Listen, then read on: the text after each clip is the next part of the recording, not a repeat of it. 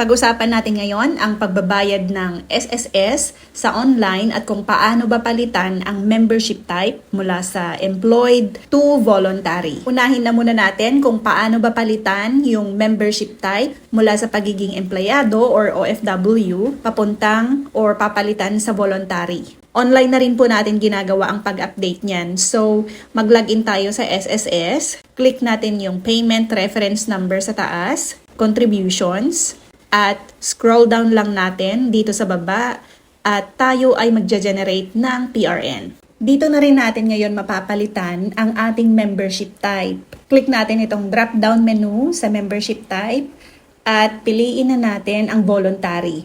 I-complete na natin lahat ng details dito. So, pwede natin siyang bayaran ng isang bagsakan. I-set lang natin yung mga applicable period na dates. So, mula sa anong buwan hanggang sa anong buwan. Mamili na tayo kung magkano ang pinaka-monthly contributions natin. So, ako is 1,200 ang pinili. Pero meron pang mas mababa na pwedeng maging monthly contributions. Kung naset mo na ang amount, i-click mo na ang Generate PRN.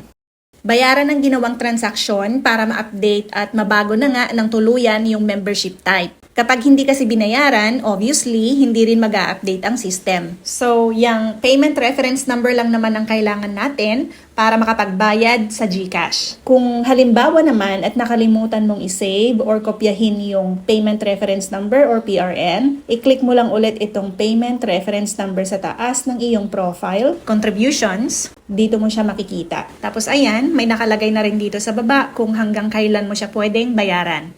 Para naman makita mo kung nag-update na nga ba talaga yung membership type mo into voluntary, punta ka lang dito sa member information and then member details. Tapos scroll down mo lang. Makikita mo na dyan yung membership type. Okay, sige tara naman at bayaran natin ngayon sa GCash.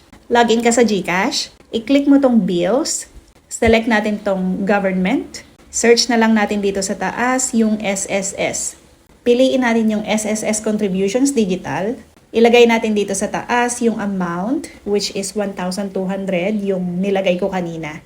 Dito na natin ilalagay yung PRN na generate natin kanina.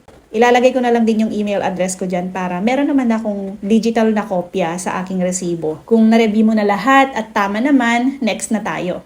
Okay, dito, may chance ka pa rin ulit para i-review kung tama ba talaga yung mga ipinasok mong details. Kung sure ka na, i-click na natin yung confirm sa taas. Tapos na, so ganun lamang po ang proseso. Maraming salamat na naman at sa susunod ulit na video. Ay wait, oo nga pala. Join ka naman sa membership ko para sa early access yon ng mga bago kong videos. Tapos priority kita sa mga questions mo sa comment at magkakaroon ka rin ng loyalty badge sa mga comments mo sa akin.